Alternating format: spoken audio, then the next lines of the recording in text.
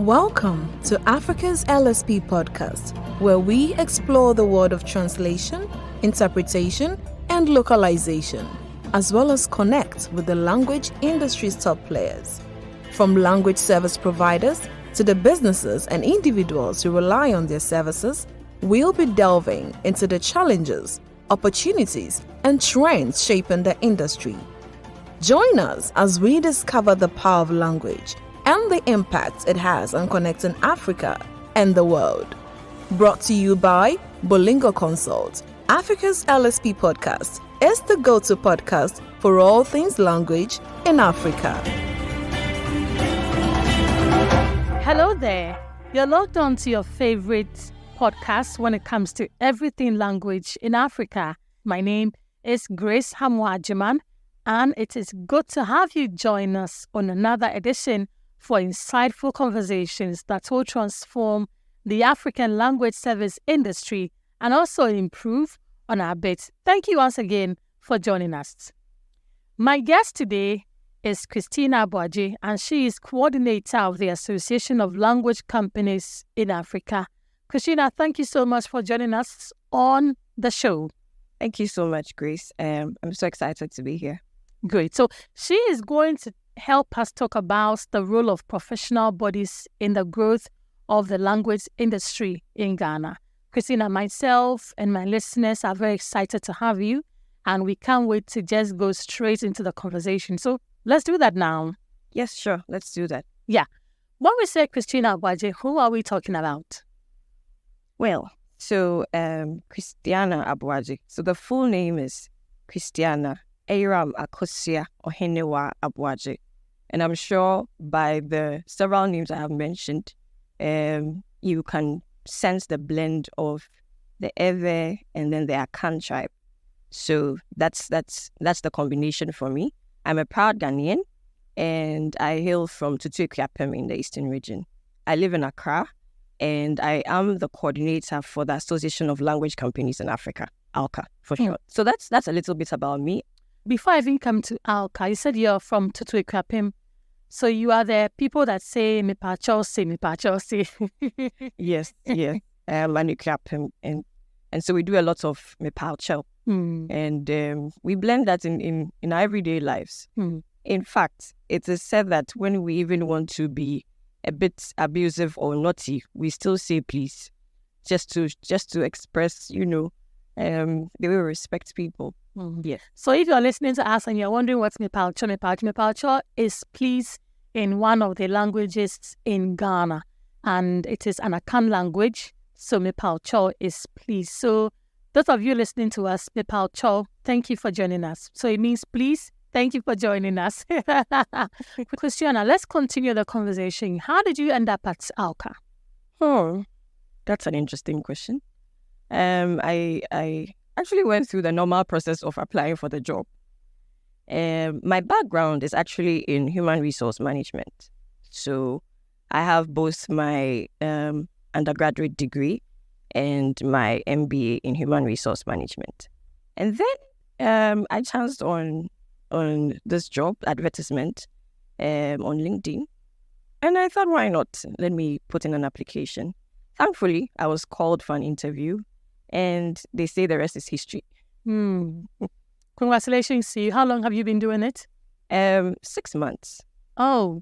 Yes. Just 6 months. That's quite fresh. Yes, very fresh. Half a year. Yes.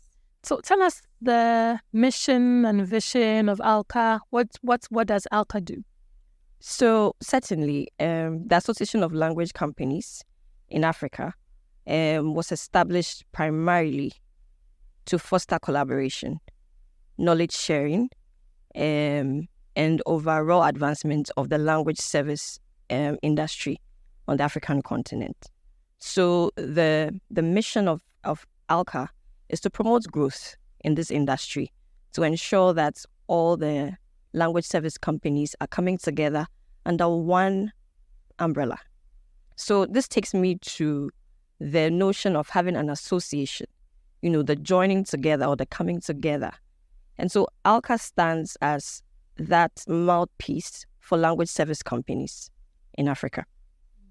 It's interesting to know that How does the presence of ALCA contribute to the language services industry in Africa? The language service industry in Africa is vast, wide, and I must say, we are still learning a lot about the industry. And so, initially, like I mentioned, that ALCA stands to be that umbrella to bring together all language service industries. ALCA is going to be, or ALCA is that voice for language service providers or language service companies. Alone, language service companies cannot call for policy changes. They cannot, institute certain things around the globe or even in Africa. But you need an association. And that is why we are here. We serve as that association to bring together all companies in the industry. So, Christiana, you just mentioned that you took up the role just 6 months ago. Yes. Which tells me ALCA is still a growing industry. Yes. Tell us a bit about your beginning, the launch. We heard you had a very beautiful and colorful event. Update us on that. Yes, Grace, we did. It was a colorful event. Mm-hmm. And so let me take you to the background of ALCA. ALCA started with 4 gallant and bold companies. So we have Bolingo Consult, we have Can Translators, we have Fully Online, and then we have Kabod Group. These 4 companies came together to form ALCA. And the coming together of these companies was because they realized that the continent had a need for an association. So in other parts of the world, in America, in Europe, you have associations catering for the language service industry. However, the case of Africa wasn't the same until these companies came together. And so they came together and they are still together. So these are the board of directors of the association. And yes, we had a pre-launch in November last year, 2023, an online event just to set the stage for our official launch, which happened in February 2024, just last month, at Kigali, Rwanda, at the 4th International Translators and Interpreters Conference. And it was preceded by a panel discussion where our board of directors discussed the role or the importance of having associations for the growth of the language industry. So yes, that's how far we've come as ALCA. Congratulations to you and the entire team. Thank you so much. 6 months down the line, what have been some of the challenges you've seen in the sector? Challenges. Well, I would start by saying that these challenges have been there before ALCA came. And the role of ALCA is to minimize or mitigate some of these challenges or solve some of these challenges.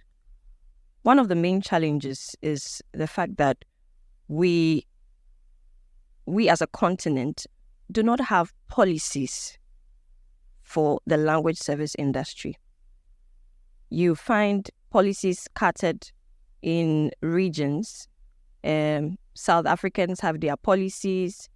Even in Ghana, we have our own policies. But as to whether these policies are being implemented and as to whether these policies provide a conducive environment for companies to thrive is another issue. And so this is one of the main things that ALCA stands to do, to be the voice of companies, to engage with the governments and to say that we want policies that will help our companies to thrive, that will help our professions to thrive. Because when these policies are put in place, culturally, we are putting Africa on the world map. Also, economically, I mean, we have diverse languages, and lately we are making sure that, there's a lot of localization of our indigenous languages or our local languages. So you see, these are some of the things that ALCA stands to do. Another challenge I would like to make reference to is the challenge of collaboration. At the beginning of this year, ALCA, we started a series on competition. And the idea is that we can have a win-win situation even in Africa. Yes. And so if you have a language service company or you provide language services as a business, and I provide it, even though we're in the same environment and we are competing for the same resources, we can still come together, collaborate, and then win. And so these are some of the things that, the challenges that are in the industry, and these are the things that ALCA stands to correct or to change. But sometimes what thrives or what prevails in country A might be different from country B. You don't agree? I agree with you perfectly. And I also agree with the fact that we may not immediately see, that unified or that unity in terms of policies. But what we can do is to ensure that they are fair, and regardless of where you work or where your business is, you are able to thrive, and that is our vision, a resilient and thriving industry for Africa. I want to believe that 6 months down the line, though you've seen some challenges, there are also some rather beautiful opportunities for growth that can be harnessed. Yes, tell us a bit about that. Yeah. Oh, the opportunities are vast.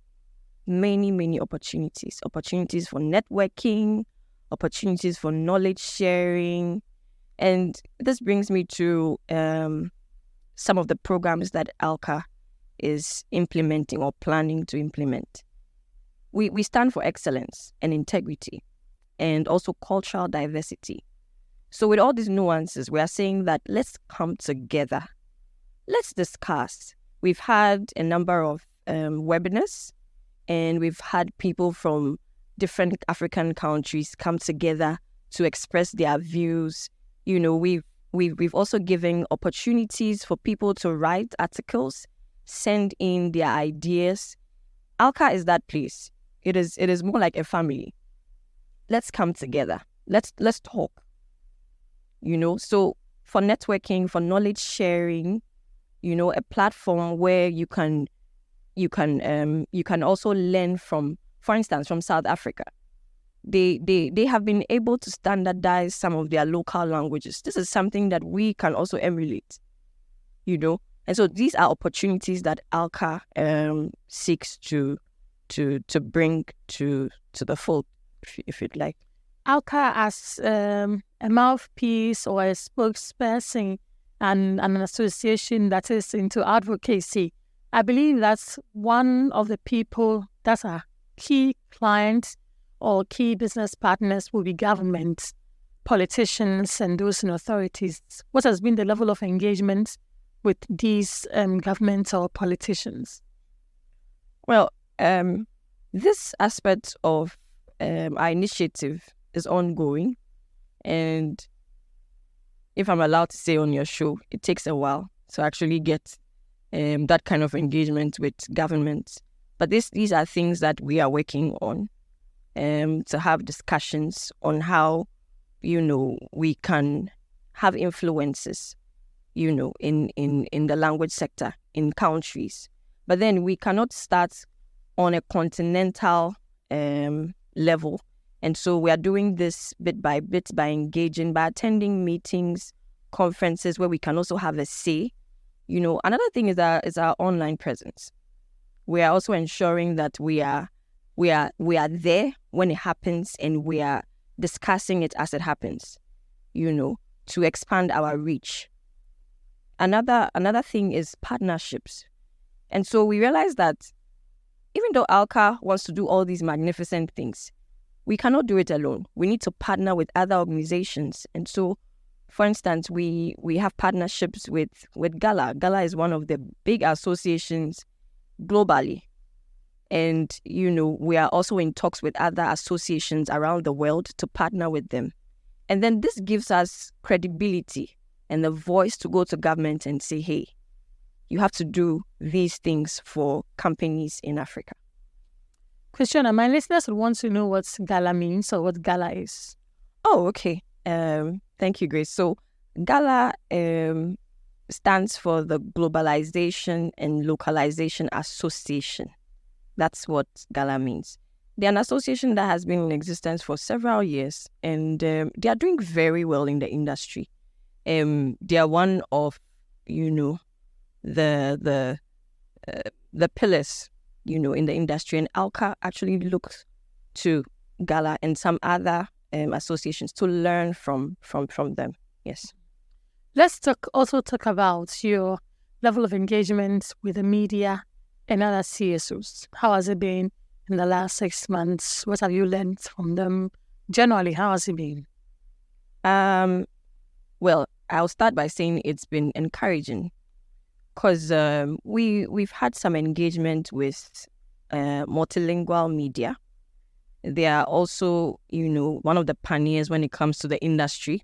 They have published some of our press releases, and we are so grateful for that. And we've also had the opportunity with Slater.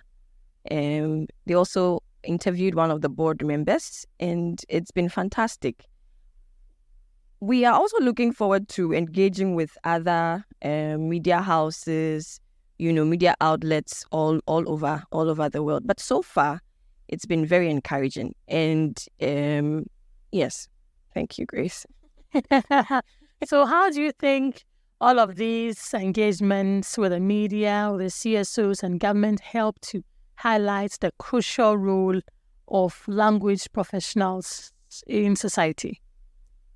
So, like, for example, if Slater, or the organization you mentioned, has published one of your articles, how does it influence or help to highlight the crucial role that the crucial role of language in society? So media is like that canary that sings your praises. That helps you, project to the rest of the world, the unreachable, the people we are not able to reach, the companies we are not able to reach. These media houses, and they help engage with them. They send our messages across, So, Christiana, from what you tell me, I get the impression that you've had quite a number of media presence or engagement. How do you think this is helping to highlight the crucial role of language professionals in the various domains of society, or even in society generally? Yeah, so Grace, these media houses, for instance, even here on this podcast, it's giving us leverage. We are reaching thousands and thousands of listeners and people around the world. We've had multilingual media, that's also an international body. And so the reach is wide, the visibility is there. Our social media presence. We're on LinkedIn, we're on Facebook, we have a YouTube channel, and we are also on X, or formerly Twitter, and we're always engaging with people all around the world. Okay. And then even our launch, we're in Kigali, East Africa. We had people coming from about 20 different countries, and they also sent out messages to people across the globe. And so with that, it's helping our visibility. I've had some emails from people in Portugal, all over the place, and they're excited about what Africa is doing. So this has really helped us. And all of that is a push, for the language services industry here in Africa. Exactly. It is. Big ups. Kudos to you and the team. Thank you. So we know that ALCA is an advocate for industry standards. How are you promoting ethical practices and professionalism within the language services sector? So this is a very important discussion when it comes to ethics. We've actually taken steps, and we have drafted a code of conduct, or ethics for the association. We have to be guided by something, some rules. We can't just do whatever we want. We can't treat our professionals anyhow. And so these rules, or this code of conduct, are supposed to help us, to shape us. If we want growth, we have to shred off something. And so that's the essence of our code of conduct, to help us grow the industry and essentially to be able to stand or rub shoulders with associations or language service companies around the world. So this code of conduct, is it already active? Is it operational? When do we see it? Oh, yes, it's there's a link to it on our website, www.alc-association.org. Our code of conduct is there, and everyone can have a read. So, Christina, top of your head, what would you say is the highlights of this code of conduct? Thank you, Grace. Okay, so there's one provision in there that actually strikes a chord anytime I have a glance at it. And so it is treating members with respect. Now, this respect extends not only to members in the association, but even treating employees and treating other companies with respect. I'd even like to add that this is very paramount for ALCA because, for instance, my board of directors would not condone disrespect from, members towards other members or their employees. Proper corporate governance is something that they look out for. They expect that everyone is treated fairly. And this takes me back to our values: excellence, integrity in all our dealings, and then cultural diversity.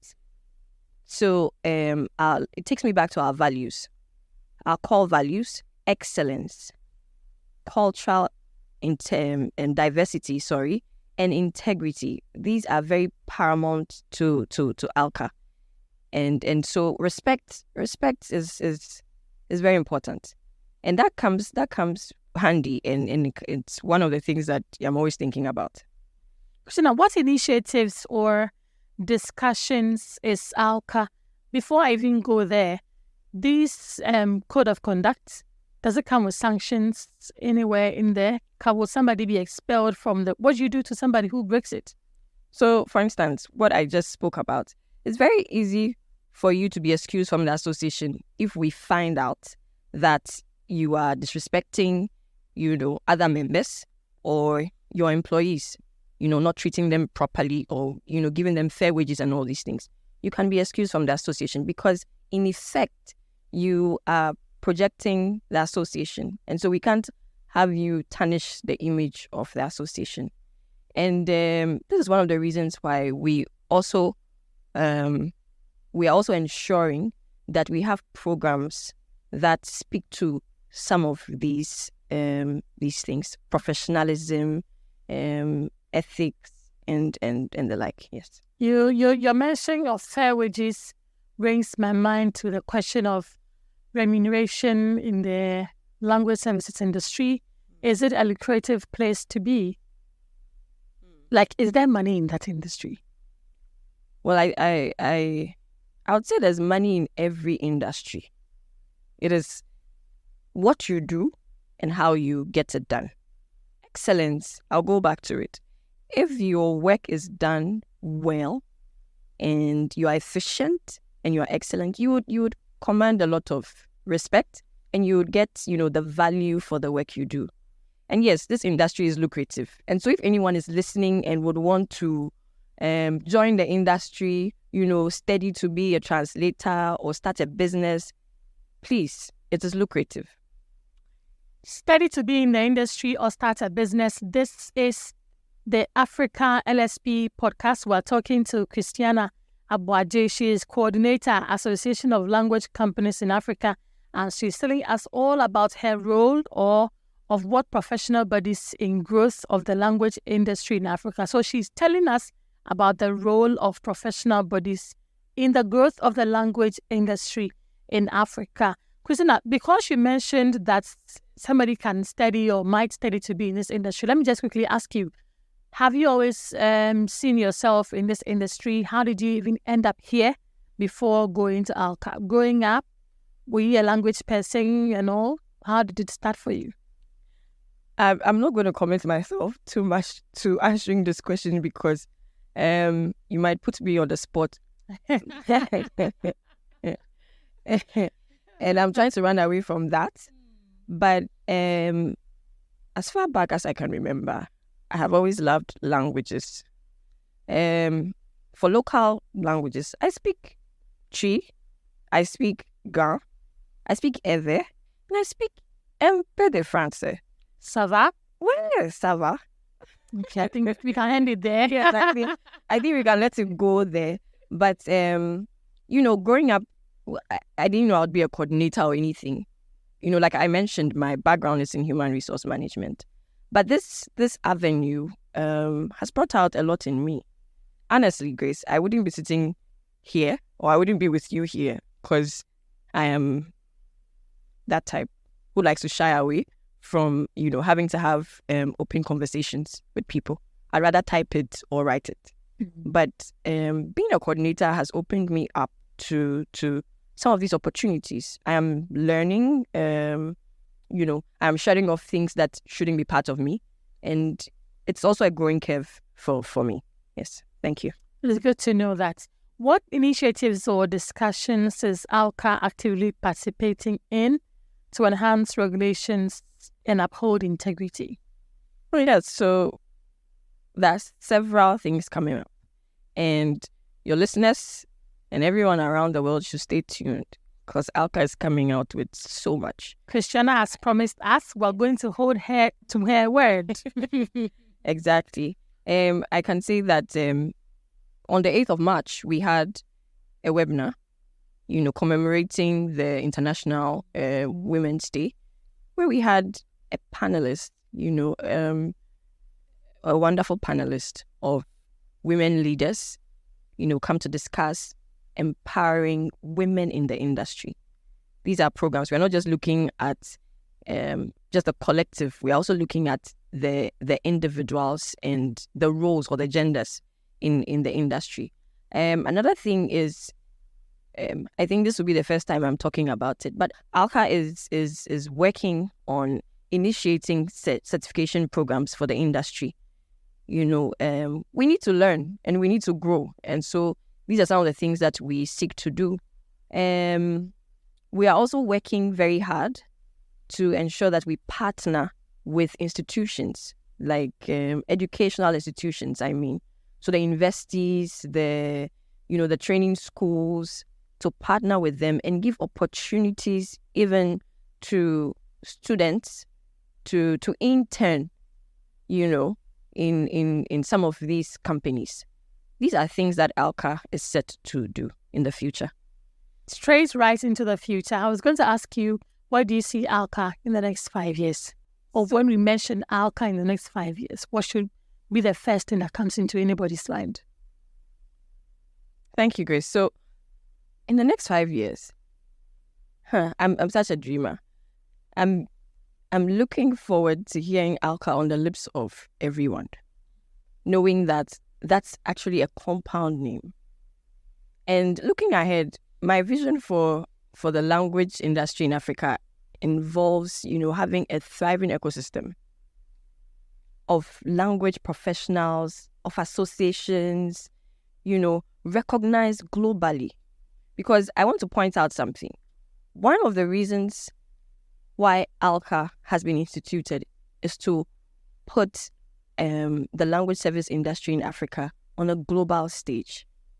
You have reports written by, companies or researchers, and you don't see Africa anywhere. There's no data covering Africa.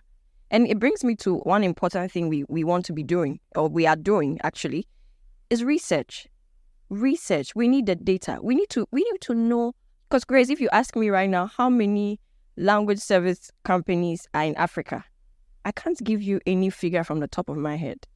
But we need research to be able to, put together this data and make the industry more lucrative for others to invest in. These are really important. And so, like I was saying, looking ahead, my vision for the industry, for ALCA, is to become a thriving ecosystem for professionals, for companies, and be recognized on a global stage for our expertise, because you have some of the best professionals in the industry here in Africa. How does somebody contact ALCA? How do I get to reach ALCA? Right. So you can visit our website, www.alca-association.org, or you can send us an email, coordinator@alca.association.org, or you can, find us on social media. We are ALCA, Association of Language Companies in Africa. And we are on LinkedIn, we are on Facebook, on X, and we also have a channel on YouTube. Christiana, what would you say the African language service industry should be doing to make the industry attractive, not only to us, but to younger people and even to the international community? Policy. It all goes down to policy. When you have the right policies in place, they are being implemented, then people see the seriousness of the industry. And then people would want to actually learn to become probably translators or interpreters, because they know that there are laws or there are policies that would cover their profession. Yes. So I think that policies are very, very important. We cannot do anything substantial if there are no policies to help us. So that's really important for the industry. So ALCA now is starting with Ghana, or are you already in some other African countries? So ALCA's membership has representatives from different countries. We are headquartered here in Ghana, but our reach is all over the continent. Yes. Okay, so now your final words to my listeners and everybody who has enjoyed your conversation. What should be lingering in our minds while we wrap up the conversation? Thank you, Grace. So wonderful listeners out there. It's exciting to be in your ear and be in your homes. Mm-hmm. And I'm glad you listened to this conversation. Now, before I leave, I want you to remember that the Association of Language Companies in Africa is here to stay. We are the umbrella, and we are, that place for all language service companies in Africa. And so tell a friend to tell a friend, and even tell a rival in the industry to join us, because it's a win-win, and it's a win actually for Africa. Thank you. It is a win-win, and it is a win actually for Africa. The final words of Christiana Aboagye, my guest, who has been helping us have that juicy conversation on the role of professional bodies in the growth of the language industry in Africa. And she is coordinator of the Association of Language Companies in Africa. If for nothing, if you don't remember anything from today's conversation, there's one thing you need to remember. It pays to be a professional who upholds ethics. You must treat everybody you encounter with respect. And she says, policy. So make sure wherever you find yourself, you're being a policy police, making that change that the continent needs to see. Christina, thank you so much for joining us. We've learned a lot and we've enjoyed the conversation. We're looking forward to all the beautiful things that ALCA has in store for all of us, and we can't wait to see ALCA grow to become that giant when it comes to the language services industry in Africa. And to you, my listeners, thank you so much for your company, for spending the last minutes of your time with us today. Thank you so much for joining us. Log on to our website and enjoy all the other conversations that we have had. My name is Grace Hammoah Agyemang. Until we come your way again, Mepao Chelsea Midawasi. Thank you all for joining us. And because Christiana also speaks some ever, she will say, how do you say thank you for listening in Nebe? Maybe just to say thank you to our listeners. Akbanami Bemise Mianko Agba. Akba. Akbanami Bemise Mianko Agba. Thank you to LSP Podcast. Thank you. ALCA is grateful. we're grateful for coming too. Thank you to our listeners. Till we meet you again, it is bye-bye from all of us here. Bye. Thanks for tuning in to Africa's LSP Podcast. We hope you enjoyed the conversation and learned something new. For feedback or enquiries, reach out to us at podcast@bolingoconsult.com. Don't forget to subscribe, rate, and review us on your favorite platforms. Until next time, stay curious and keep growing.